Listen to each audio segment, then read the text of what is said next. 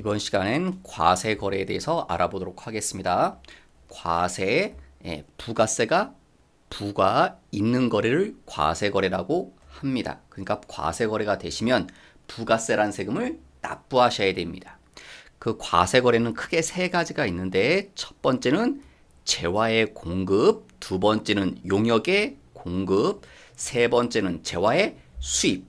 이런 경우가 되면 부가세가 부과돼서 부가세 납부를 하셔야 됩니다. 그런데 용역의 수입은요, 아닙니다. 용역의 수입은 과세 거래에 해당되지 않습니다.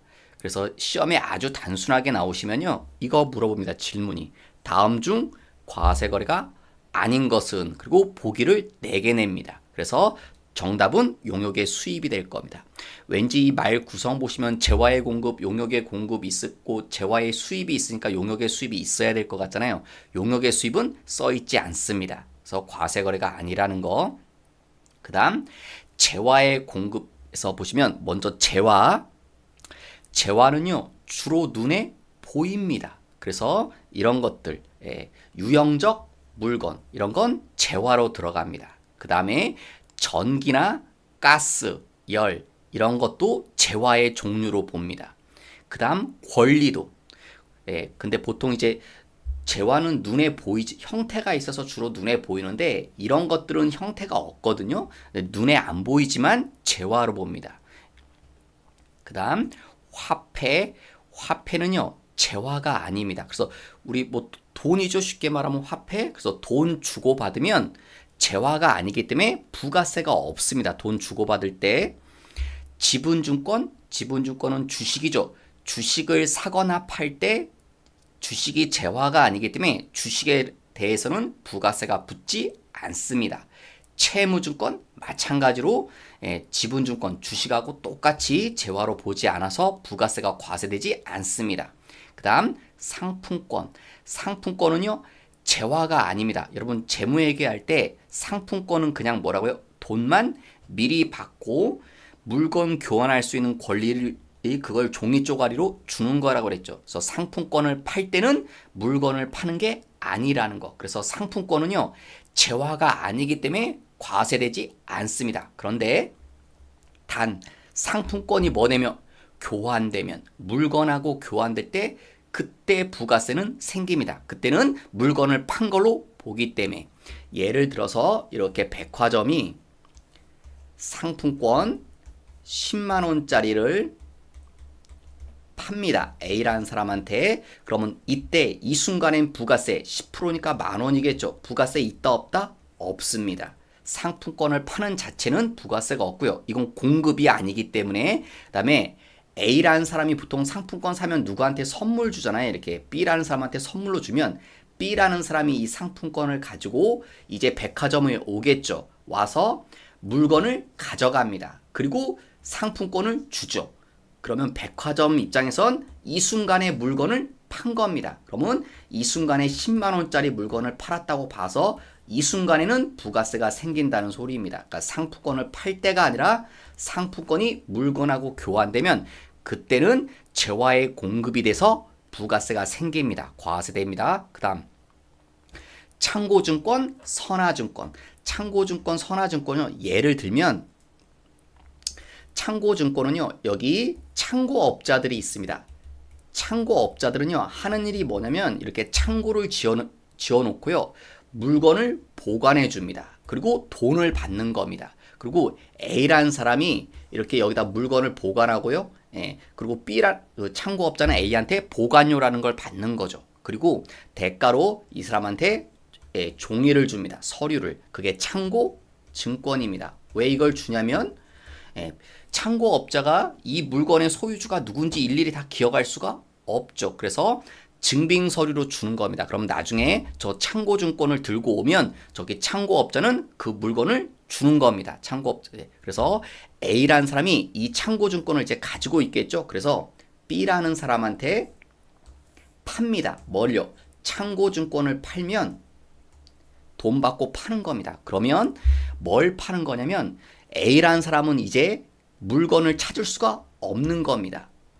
교환권을 B라는 사람이 가졌기 때문에. 그러면 창고업자는 나중에 B가 참고증권을 들고 가면 물건을 내줍니다. 그래서 이 참고증권을 돈 주고 거래했다는 소리는요, 요 창고에 있는 물건을 팔았다는 소리하고 똑같습니다. 그러니까 종이를 판 게 아니라 사실은 물건을 판 겁니다. 그래서 참고증권을 거래할 땐 물건을 판 것처럼 되기 때문에 이때는 공급으로 봐서 부가세가 붙는다는 소리입니다. 선화증권은 이제 배에다 물건 보관했을 때 그 선화증권이 발급되거든요. 수출하는 회사들이. 그 마찬가지로 물건을 넘겨줄 거기 때문에 재화의 공급으로 봅니다. 그 다음에 시험에 이제 또 많이 나오는 것 중에 하나가요. 하단 쪽에 보시면 재화의 공급으로 보는 것이라고 써있죠. 여기 써있는 건 상단에 써있는 박스는 재화의 공급입니다. 재화의 공급이기 때문에 이때는 부가세가 생깁니다. 그런데 하단 조건에는 요 밑에 거는 재화의 공급으로 보지 않습니다. 공급이 아니니까 이 아래 경우에는 부가세가 없다는 겁니다. 먼저 위에 거 보시면 위에 거는요. 제가 여기다 색깔을 쳐놨는데 공통적인 단어들이 다 계약이죠. 계약 또요 법률상. 계약상 법률상에 의한 건 공급입니다. 그래서 부가세가 과세됩니다. 매매계약은 뭐 가장 흔한 거죠. 우리가 물건 사고 팔 때 매매계약이죠. 가공계약 부가세가 과세됩니다. 교환계약 교환에도 부가세가 생깁니다. 기타 경매 수용 현물출자도 종종 시험에 출제되거든요. 그래서 현물출자도 과세됩니다. 현물출자가 뭐라고 그랬죠? 투자하는 거라고 그랬죠. 요 회사에 A라는 사람이 예를 들어서 기계 같은 걸 주고 투자한 겁니다. 돈으로 투자하지 않고 물건으로. 그리고 주식을 받아가는 것. 이렇게 주주가 되는 게겠죠. 이게 현물출자인데 이때는 A라는 사람이 회사한테 기계를 판 것처럼 봅니다. 그래서 그 돈으로 투자했다고 해서 이때 이 기계를 이렇게 투자했을 때 이걸 공급으로 봐서 이때 부가세가 생긴다는 소리입니다. 그 다음에 공급으로 보지 않는 것 첫째, 담보 제공. 담보는 공급이 아닙니다. 그래서 부가세가 없습니다. 만약에 담보에 부가세가 생기면 많은 문제들이 생기겠죠. 담보는 물건을 파는 게 아니죠. 잠시 다른 사람한테 내가 물건을 가지고 있어도 담보는 쉽게 처분할 수 없다는 뿐이잖아요. 흔히 말한 담보가 우리 아파트 대출 받을 때 그러죠. 아파트 살 때 담보 대출 받는다고 그러죠. 그 다음에 사업의 양도. 사업의 양도란 말은 쉽게 회사를 파는 겁니다.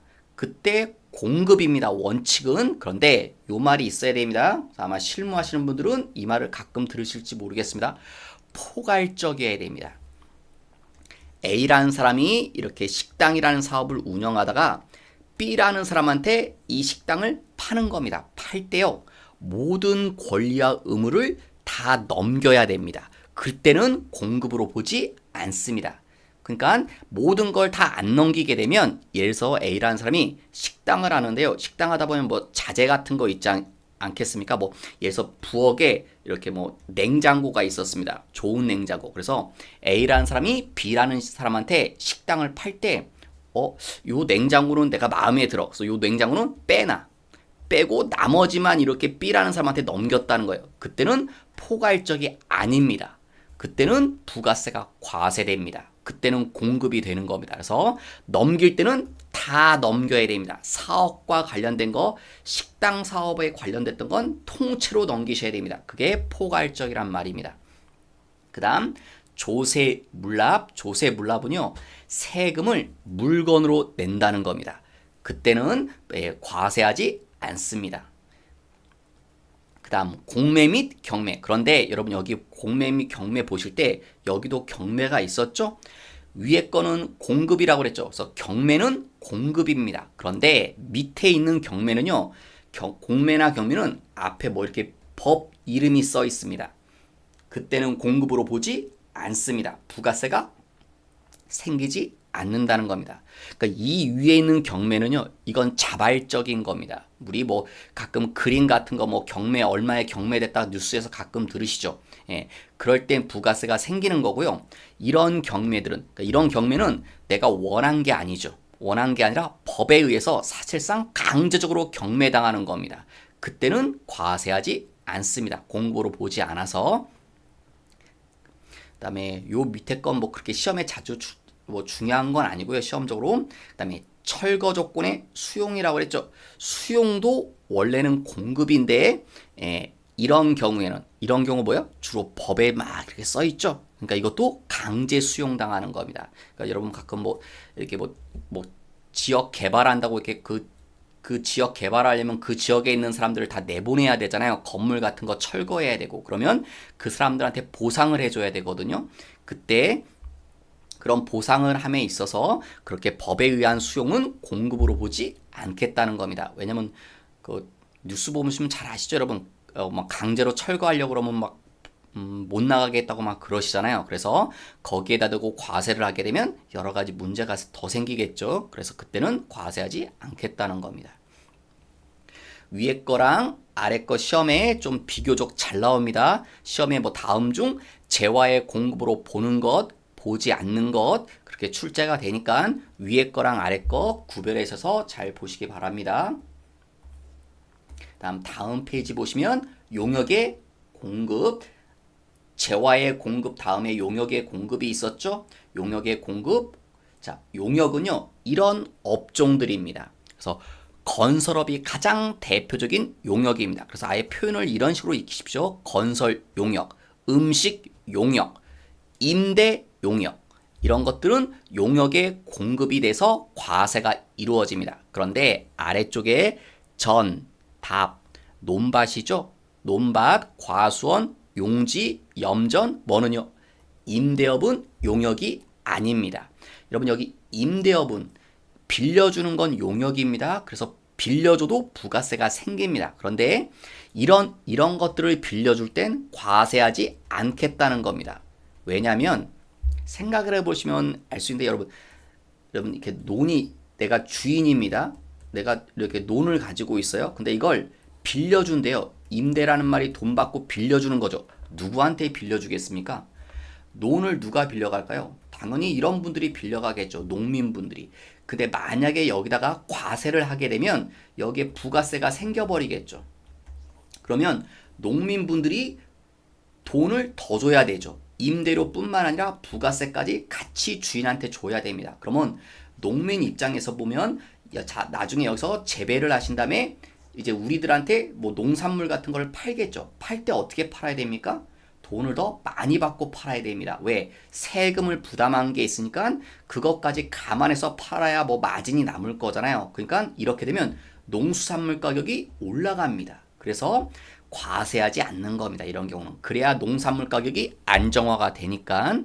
그래서 이걸 과세하지 않는 이유는 그런 것들이고요. 그 다음 두 번째 거는 이건 시험에 크게 중요한 거라고 보진 않고요. 이게 올해 개정돼서 추가된 내용이기 때문에 써놓은 겁니다. 뭐랑 관련, 여러분 지역권, 지상권을 설정하거나 대여하는 건 용역의 공급이라서 과세합니다. 그런데 앞에 무슨 표현이 붙어 있냐면 공익사업과 관련됐을 때만 용역으로 보지 않겠다는 겁니다. 그래서 과세하지 않으려고 하는 겁니다. 이거는 과세합니다. 이 자체는 과세가 되는 건데 이거랑 관련이 있을 때만 그런 겁니다. 공익사업과 관련이 있을 때만. 그 다음에 근로의 제공은 용역의 공급이 아니다. 이건 지난 시간에 한번 언급을 드린 것 같습니다. 여러분 근로자들이 근로를 제공하면 뭘 받나요? 월급을 받죠? 월급에는 부가세가 없다라고 그랬죠. 근로의 제공은 용역으로 보지 않습니다. 그 다음 여러분 이렇게 하시다 보면 지금 1번은 그 전 페이지에서 재화의 공급이었죠. 지금 본 건 용역의 공급이었고 재화와 용역을 굳이 왜 나눠야 되냐면 여러분 이게 실익이 있기 때문에 나누는 겁니다. 제 말은 여기 어떤 게 있습니다. 이렇게 A라는 사람이 B라는 사람한테 이걸 줍니다. 만약에 이게 재화예요. 그럼 부가세가 있습니까? 없습니까? 부가세가 생깁니다. 이게 용역이라고 쳐요. 부가세가 있습니까? 없습니까? 있죠.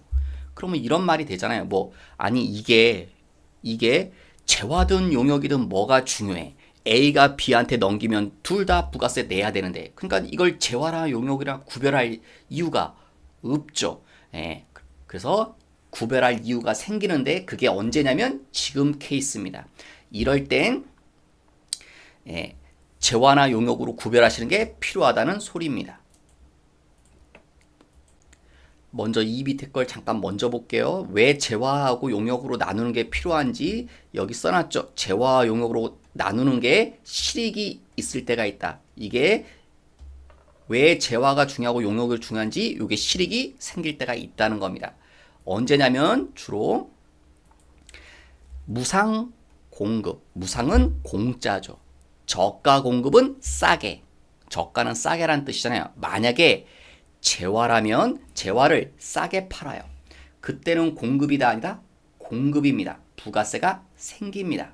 그 다음에 재화를 어떻게 팔면요? 무상으로 팔면. 무상으로는 팔았다는 표현 쓰지 않겠죠. 그냥 넘겨주면 공짜로 줬다는 겁니다. 그때는 공급으로 봅니다. 그래서 부가세가 있습니다. 원래 이런 거잖아요. A라는 사람이 B라는 사람한테 이렇게 물건을 줘요. 얼마짜리 물건을? 100만 원짜리 물건을. 그러면 근데 무상이란 말은 돈을 안 받는 거죠? 10원 한 장 안 받습니다. 그러면 A가 이럴 거 아니에요. 국가한테 뭐라고? 원래 부가세는 A가 낼 때 B라는 사람한테 받아서 내야 되는데 B라는 사람한테 돈을 받은 게 없으니까 나도 부가세 내지 않겠다 이렇게 되겠죠. 그러면 국가 입장에선 부가세 수입이 사라지게 됩니다. 그래서 무상으로 공급하게 되면 100만 원짜리 무상으로 공급하면 여기 부가세가 10%니까 10만 원이 생기겠죠. 그러면 국가는 이렇게 A한테 말하는 겁니다. 네가 B한테 돈을 받았든 안 받았든 돈 10만 원 부가세 내놓으라는 겁니다. 이게 이상한가요? 이게 이상한 게 아니라 정상적이죠. 왜? 여러분 A가 B한테 공짜로 줬대요. 왜 공짜로 주겠습니까? 100만 원짜리 물건을. 누가 사업하는 사람이 공짜로 저 100만 원짜리 물건을 누가 줍니까? 그렇지 않겠습니까, 여러분? 공짜로 이렇게 줬다는 건 돈 안 받고 그냥 준다는 건 뭔가 이유가 있겠죠. 주로 뭡니까? A와 B가 주로 이런 관계입니다. 특수관계자. 즉 A가 아버지고 B가 아들이겠죠. 그러니까 돈 안 받고 이렇게 주겠죠. 그러다 보면 이렇게 세금이 이런 사람들한테서 탈세가 이루어지기 때문에 이런 걸 방지하려고 무상으로 공급해도 부가세는 내셔야 됩니다. 그 다음 용역 쪽을 보십시오. 용역도 저가 공급, 싸게 공급하면 그때는 공급입니다. 근데 우리 시험엔 이게 잘 나옵니다. 이게 가장 실익이 있는 거기 때문에 여기 보시면 용역을 어떻게 공급하면요. 무상으로 공급하면 공급으로 보지 않습니다. 그래서 부가세가 없는 겁니다. 왜 그러냐면 이유를 잠시 설명을 드리면 여러분 여기 A가 있습니다. B. 자, 용역이 여러 가지 업종이 있지만 아까 음식도 용역이라고 그랬죠. 그래서 A라는 사람이 식당을 합니다. 그래서 B라는 사람한테 음식 10만 원을 제공합니다. 그럼 원래대로 하면 음식 돈 받고 파는 거죠. 그럼 부가세 얼마가 생깁니까? 10,000원이 생겨야 되죠. 그래서 11만 원을 받아서 이 식당 주인이 국가한테 10,000원을 부가세로 내는 거죠. 그런데 음식을 줬는데요. 무상, 돈을 안 받는 거죠. 그러면 식당 주인이 이런다는 겁니다. 돈을 안 받았으니까 부가세 내지 않겠다고. 이때는 용납이 된다는 겁니다. 왜 용납이 되냐면 이건 추적할 수 없습니다. 아까 재화 같은 건 흔적이 남기 때문에 A가 B한테 공짜로 주게 되면 추적하면 A가 B라는 게 B한테 공짜로 줬다는 걸 밝혀낼 수 있지만 이런 건 밝혀낼 수 없죠. 왜? A가 공짜로 음식을 B한테 주면 B가 먹을 거 아닙니까? 그러면 흔적이 사라지죠. 뱃속을 갈라볼 수는 없잖아요. 그러니까 이건 추적할 수가 없어서 국가가 사실상 포기한 겁니다. 그래서 용역을 무상으로 공급할 땐 공급으로 보지 않습니다. 시험에 잘 나옵니다. 지문. 그런데 요것도 알아두셔야 됩니다. 이것도 낼 수 있습니다. 단 뭐라고요? 부동산 임대 용역은 공급입니다.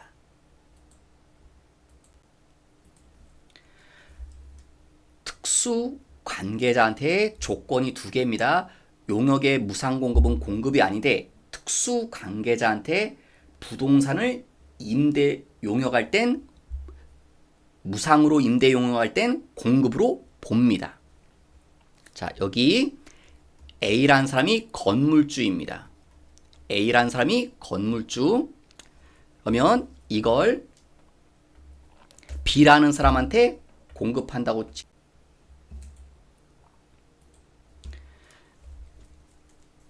A라는 건물주입니다. A가. 자, B라는 사람한테 여기 건물이 있는데 임대란 말은 빌려주는 거죠. 이렇게 어떻게 해요? 무상으로. 무상이란 말은 쉬운 말로 월세를 받지 않고 빌려주죠. 그런데 그러면 건물주가 월세를 안 받고 빌려준다는 건 말이 안 되죠. 그러면 누구한테 월세를 안 받겠습니까? 둘이 특수관계자라는 겁니다. 즉 특수관계자는 주로 이제 가족들, 여러분 쉽게 생각하시면 특수관계자는 짜고 칠 수 있는 관계가 특수관계자입니다. 그러니까 B가 예를 들어서 아들이라고 해볼게요. 그러면 B 아들이 사업을 하고 싶어. 그러면 사업을 하려면 장소가 필요하잖아요. 그러니까 A 아버지가 건물주잖아요. 그러니까 아들아, 딴 데 가서 월세 주고 장사하지 말고 내 건물이 있으니까 너 여기 와서 장사하라고. 이렇게 일부분을 주는 거죠. 제공해 주는 거죠. 그러면 다른 사람 같으면 월세를 받을 텐데 월세를 안 받게 되는 겁니다. 이러면 정당한 게 아니죠. 그래서 이런 경우는 과세한다는 겁니다. 그래서 누구한테요? 이 둘이 특수관계자가 돼야 됩니다. 그리고 부동산 임대 용역일 땐 무상으로 공급하면 그때만 공급으로 봅니다. 그때는 부가세를 내셔야 됩니다. 그러니까 원칙적으로 용역의 무상 공급은 공급이 아니지만 이 경우에 한해서만 공급으로 봅니다. 왜냐하면 이 경우는 추적할 수 있거든요. 이 건물을 무상으로 돈만 안 받고 빌려주면 이건 알아낼 수 있습니다. 세무서가 밝힐 수 있거든요. 그래서 이런 부당한 거래에 대해선 과세하겠다는 겁니다. 자, 이걸 이해를 돕기 위해서 이거 밑에 만들었는데요. 이거 시험에 나오진 않습니다. 이걸 나오진 않는데 이 위에 말을 좀 이해하시라고 제가 상황을 한 겁니다. 자동차 판매업자인 A가 B에게, 자 그러면 1,000만 원인 자동차를 얼마에 줬다? 5천에. 여러분 이게 뭡니까? 저가죠. 싸게 팔았죠? 예. 근데 또 뭘 싸게 판 겁니까? 자동차는 뭡니까? 재화죠. 그럼 이게 여기에 해당된다는 거죠. 재화의 저가 공급, 싸게 팔았다고요. 그럼 부가세 내야 됩니까? 안 내야 됩니까? 내야 됩니다. 공급입니다. 얼마 내시냐면 여러분 이렇게 할 수 없습니다. 500만 원에 팔았다고 그러면 부가세는 10%라고 그러죠. 싸게 500만 원에 팔았죠. 얼마가 붙습니까? 50만 원이 부가세가 붙습니다. 물론 싸게 팔아도요. 만약에 B가 자녀라고 하면 또 특수관계자가 되겠죠. 그때는 100만 원의 세금이 붙습니다. 1,000만 원의 10%인 100만 원이 세금이 붙습니다. 근데 그런 건 크게 중요한 게 아니라서 지금은 요 밑에 말이 더 중요한 거라서 지금 거기에 집중해서 보십시오. 공급은 공급입니다. 어쨌건 재화의 저가 공급은 공급이다. 부가세 내야 됩니다. 두 번째, 1,000만 원인 자동차를 그냥 줬대요. 돈 안 받고 줬다는 거죠. 그럼 뭐가 됩니까? 자동차는 재화라고 그랬죠? 그냥 줬으니까 재화의 무상 공급입니다. 그럼 부가세 내야 됩니까? 안 냅니까? 내야 됩니다. 공급입니다. 그 다음 요식업자인 A가 B에게, 여러분 음식업을 한다는 거죠. 이건 어디에 들어갑니까? 여기죠. 100만 원짜리 음식을 10만 원짜리 음식을 5만 원에 팔았대요. 그러면 어떻게 됩니까? 여기에 해당되죠. 용역의 저가. 부가세 냅니까? 안 냅니까? 내야 됩니다. 그 다음 요식업자인 A가 B에게 10만 원짜리 음식을 그냥 줬대요. 공짜로. 그러면 여기에 해당되는 거죠. 용역의 무상 공급. 그럼 과세합니까? 안 합니까? 이때는 부가세를 과세하지 않는다. 공급으로 보지 않습니다. 부가세 없습니다. 그 다음 부동산 임대업자인 A가 B에게 월세 50만 원짜리 사무실을 10만 원에 제공했다. 자, 그럼 어디에 들어갑니까? 부동산 임대는 뭡니까? 여기죠. 용역을 저가 공급이죠. 그러면 과세합니다. 용역의 저가 공급 여기에 해당되니까. 그 다음에 월세 50만 원짜리 사무실을 그냥 제공했다. 그럼 어디로 들어갑니까? 용역의 무상 공급 여기에 들어가죠. 과세합니까? 안 합니까? 안 합니다. 용역의 무상 공급은 과세하지 않는다. 그런데 밑에 건요. A와 B가 무슨 관계라고요? 위에 거랑 비교. A와 B가 B가 A의 자녀래요. 그러니까 무슨 사이가 됩니까? 특수 관계자가 되겠죠? 그러면 월세 50만 원짜리 사무실을 아들이니까 자녀니까 남들보다 싸게 10만 원에 공급했다. 저가 공급이 됩니다. 그러면 과세합니다. 공급입니다. 그런데 월세 50만 원짜리 사무실을 그냥 제공했다. 뭐에 해당됩니까? 용역의 무상. 그런데 무슨 관계입니까? 특수관계자 사이죠. 부동산 임대를 무상으로 줬죠. 이때는 과세합니다. 얘랑 구별해 보시라고 한 겁니다. 위에 것도 똑같죠. 위에 것도 용역의 부동산 임대를 무상으로 제공한 거고 아래 것도 무상으로 제공했지만 A와 B의 관계가 특수관계자가 아니면 공급이 아니지만 A와 B가 특수관계자가 성립하면 그때는 공급으로 본다는 거, 요 말. 그래서 요 표현은 시험에 잘 나옵니다. 여기 파란색으로 이렇게 친 부분은 여기까지는 시험에 자주 출제되는 부분이니까요. 좀 잘 봐두시기 바랍니다. 다시 위쪽으로 좀 올라가셔서요. 여기 하나 박스. 자, 주요 자재 전부 또는 일부를 부담하는 건 그런 가공은 재화의 범위에 들어갑니다. 재화의 공급으로 보고요. 전혀 부담하지 않으면 용역으로 봅니다. 전혀 부담하지 않으면 자, 이런 예를 들어볼까요? 여기 어떤 회사가 있는데요. 자, 이게 나한테 일을 맡깁니다. 일을 맡길 때 이제 어떤 일이냐면 인형한테 눈을 붙이는 작업입니다. 그래서 나한테 인형을 줘요. 인형을 줘요. 그다음 뭐도 줘요? 눈도 줘요.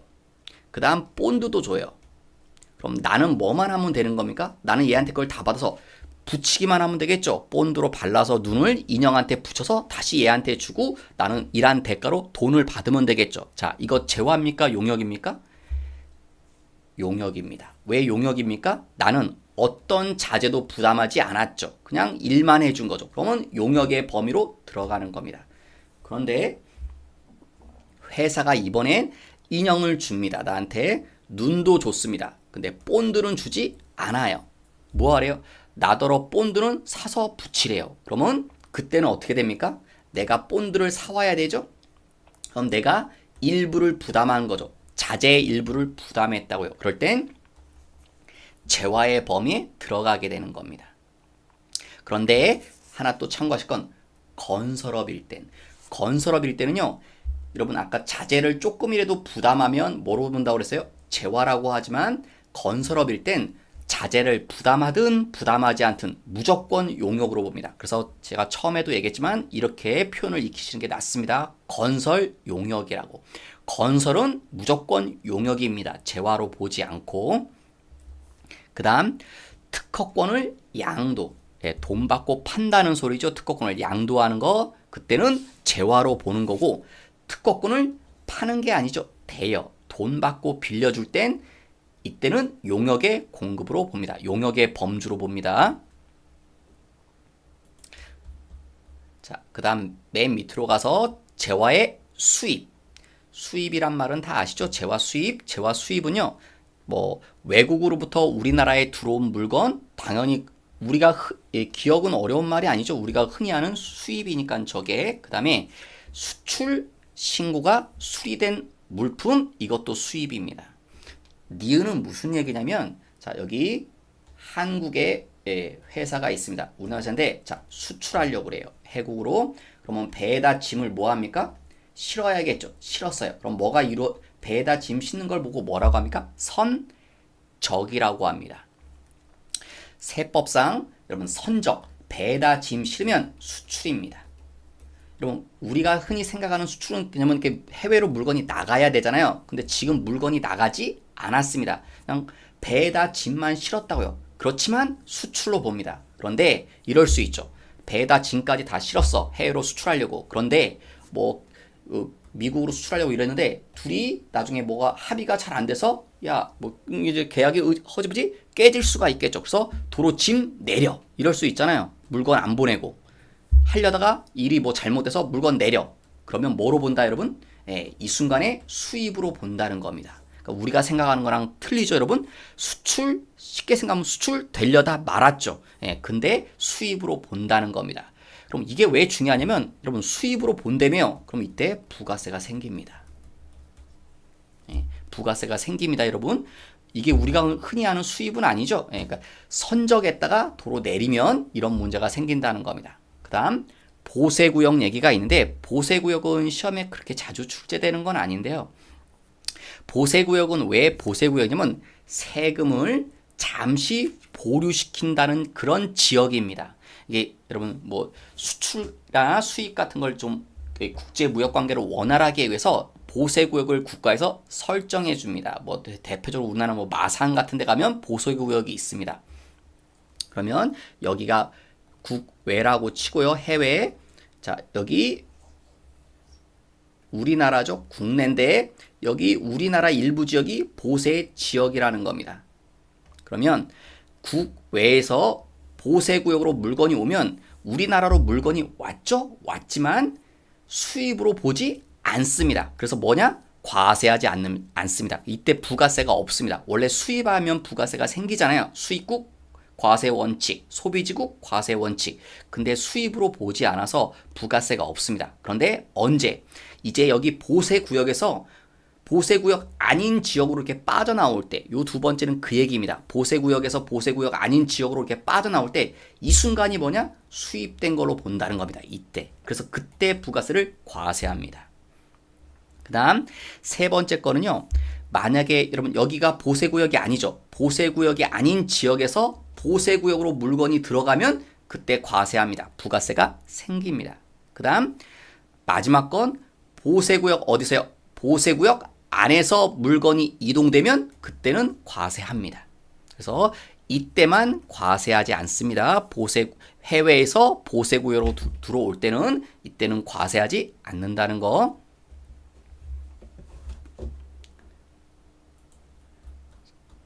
그 다음 페이지 보시면 중요한 얘기가 나오는데 간주 공급이라는 용어가 나옵니다. 용어가 좀 생소하실 겁니다. 공급인데 앞에 무슨 뜻이 붙어 있냐면 간주입니다. 여러분 간주란 말의 뜻은 그렇게 뭐 하는 겁니까? 여기는 거죠. 그렇게 여기겠다는 겁니다. 여긴다. 뭐 이제 법에는 뭐 이런 표현 하죠. 그렇게 보겠다.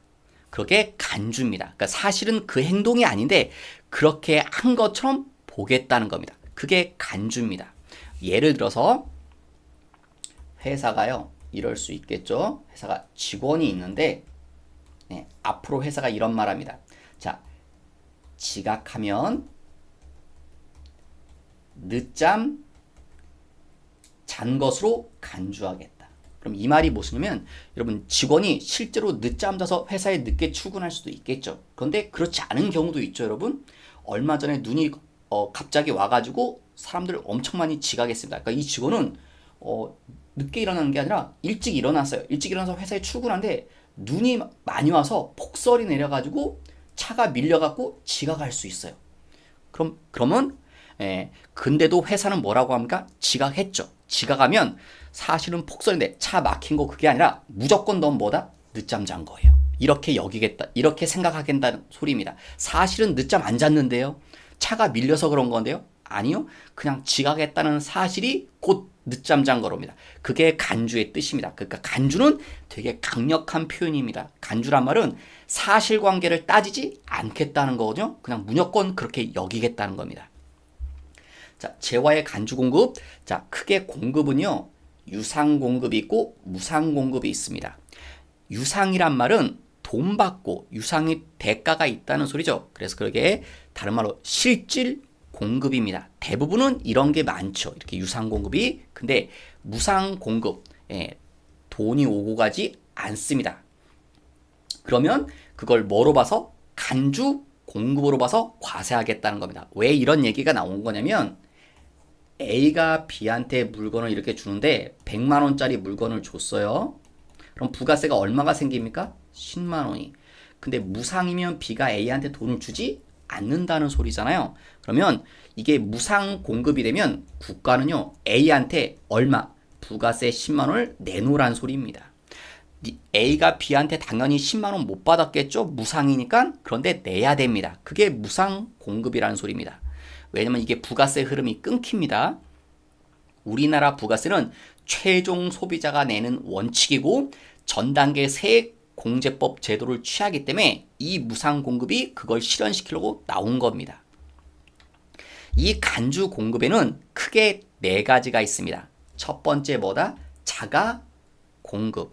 자가 공급은요, 이렇게 생각하십니다. 왜 자가란 말이 붙었냐면 회사가 회사한테 물건을 줍니다. 돈을 안 받고. 그런데 이때 이 회사는 누구냐? 다른 회사가 아니라요, 얘랑 똑같은 회사입니다. 그러니까 우리 회사가 우리 회사한테 물건을 줬다는 겁니다. 여러분 당연히 생각해 보십시오. 우리 회사가 우리 회사한테 물건을 주는데 굳이 돈 거래를 할 이유가 없죠? 예. 그게 자가 공급입니다. 그래서 자가란 말이 그래서 붙은 겁니다. 그 다음에 개인적 공급은요, 회사가 임 직원들한테 뭘 줍니다. 돈은 안 받고.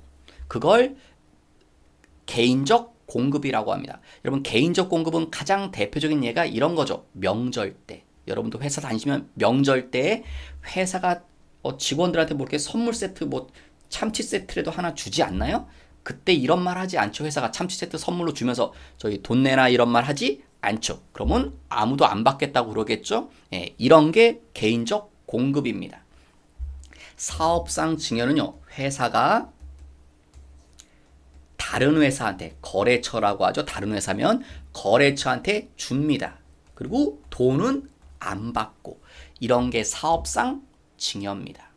그 다음 맨 마지막에 폐업시 잔존재화는요, 자, 여기 회사가 있는데 우리가 이제 더 이상 사업을 안 해. 그게 폐업이죠. 근데 폐업할 때 보면 창고에 못 판 물건들이 막 쌓여 있잖아요. 이 물건에 대해서 부가세 내야 된다는 소리입니다. 그래서 여담이지만 여러분, 이렇게 사실 이렇게 폐업하게 되면 많은 사람들이요, 이거 재고 자산을 다 없다고, 0이라고 거짓말로 세무서에 신고합니다. 그런 사람들이 많습니다. 왜 없다고 신고 아니면 있다고 신고하면요, 세금을 내야 되거든요. 예, 그래서 없다고 이렇게 허위로 신고하는 경우들이 많습니다. 자, 그 다음에 이 자가 공급은 다시 세 가지로 나눠집니다. 첫 번째 뭐래요? 면세 전용. 면세 사업에 쓰겠다는 소리고요. 개별 소비세 과세 대상 자동차 관련 재화. 말이 좀 길죠. 여러분, 이건 승용차라고 그냥 이해하시면 됩니다, 여러분. 여러분이 뭐요?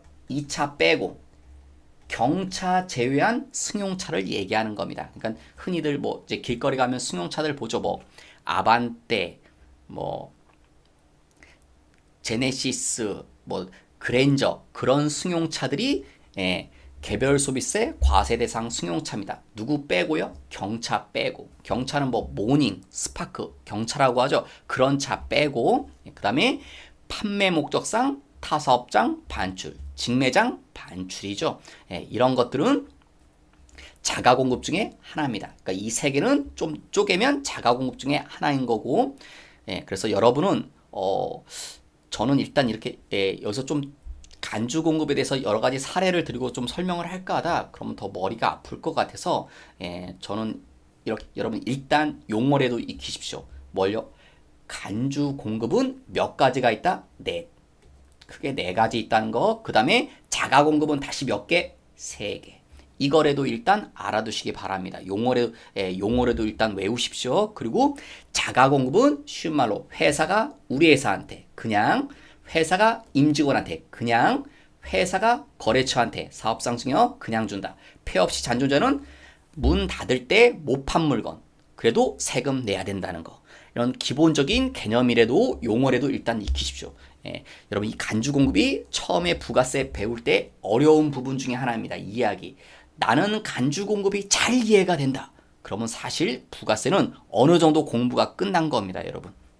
그래서 간주 공급은 여러분뿐만 아니라 다른 사람도 다 어려워합니다. 그래서 제가 당부드리지만 용어라도 일단 외우십시오. 용어라도. 그리고 어떤 상황, 간주 공급이 어떤 상황인 건지 그것만 좀 기억을 해두시기 바랍니다. 그 다음에 요 하단 부분은요, 시험에 간혹 출제되는 거라서 판매 목적상 타사업장 반출은 시험에 이거 세금 계산서를 발급해야 합니다. 판매 목적상 타사업장 반출, 직매장 반출일 땐 원칙적으로 세금계산서를 발행하셔야 됩니다. 그런데 판매 목적상 타사업장 반출이 사업자 단위 과세나 총괄 납부 사업자면, 여러분 판매 사업장 타사업장 반출이 뭡니까? 다른 회사가 아니라고 그랬죠. 이렇게 본점, 지점이 있으면 본점에서 지점으로 물건 보내는 게 타사업장 반출입니다. 쉬운 말로. 여러분 타사업장이라는 말이 다른 회사가 아니라 우리 회사인데 장소가 다른 곳에 있는 곳, 그게 타사업장입니다. 그러니까 우리 회사가 우리 회사한테 물건 보니까 판다는 개념은 아니죠. 우리가 우리한테 물건을 팔 수는 없으니까. 이럴 때 세금계산서를 발행하는 게 원칙입니다. 그래서 부가세가 있는 건데, 만약에 우리 지난 시간에 배운 것처럼 이 두 회사가 어차피 우리 회사니까 사업자 단위 과세나 총괄 사업으로 이렇게 총괄 납부 사업자로 묶을 수가 있죠. 하나처럼 이렇게 묶을 수가 있잖아요, 둘을. 그럴 때는 과세 거래로 보지 않아서 그때는 세금계산서 발행 안 한다는 얘기입니다. 이 얘기가 너무 복잡한 것처럼 보이시면요, 이 거래도 알아두셔야 됩니다. 이건 시험에 비교적 자주 출제됩니다. 이 부분. 왜 이 부분이 시험에 자주 출제되냐면요, 이 얘기가 중요해서. 세금계산서 발행해야 되는지 안 해야 되는 얘기가 중요해서, 여러분 판매 목적상 타사업장 반출은 이게 원칙이거든요. 세금계산서 발행한다, 이게 원칙입니다. 그러니까 요 박스를 다 보기 힘들 것 같으면 요 말이라도 기억하시란 소리입니다. 이 말은 시험에 좀 자주 언급됩니다. 자, 밑에 문제들을 풀어보도록 하겠습니다. 1번, 다음 중 과세 거래에 해당되는 것을 모두 골라라. 과세 거래에 해당되면 부가세를 내셔야 되죠.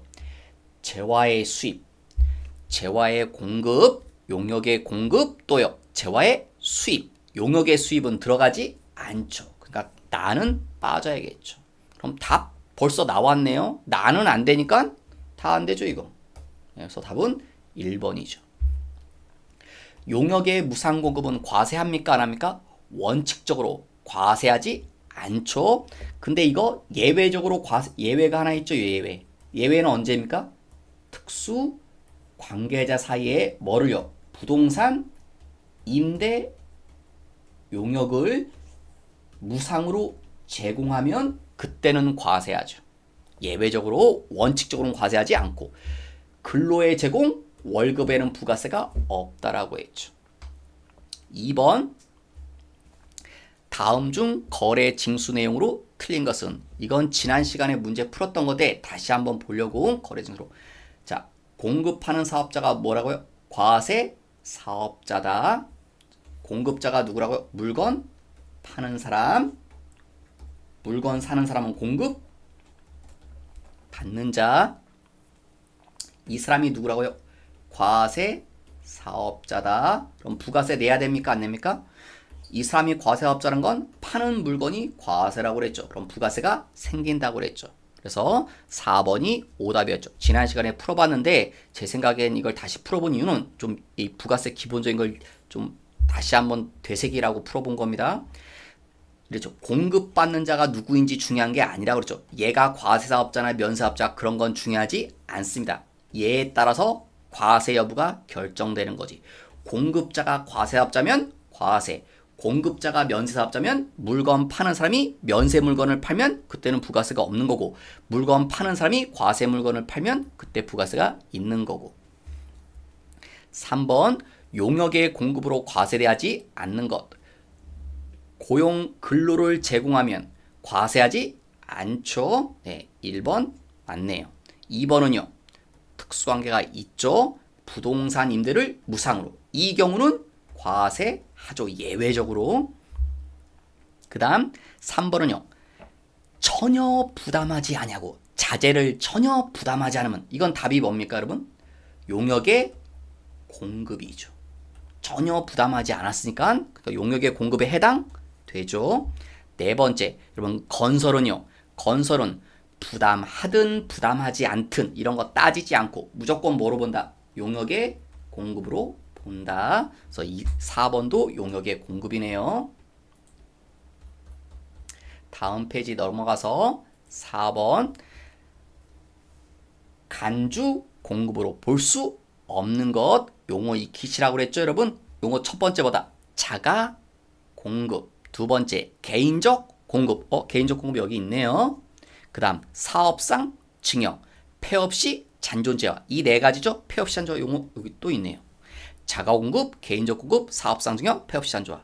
그런데 자가 공급은 다시 몇 개요? 세 개로 나눠지죠. 자가 공급 뭐 있습니까? 면세 전용 여기죠. 그러니까 이거 자가 공급 중에 하나네요. 그러니까 얘도 아니죠. 그러니까 아닌 건 얘죠. 얘는 간주 공급이 아니라 실질 공급이죠. 사업용 기계장치의 양도 이건 무슨 소리입니까, 여러분?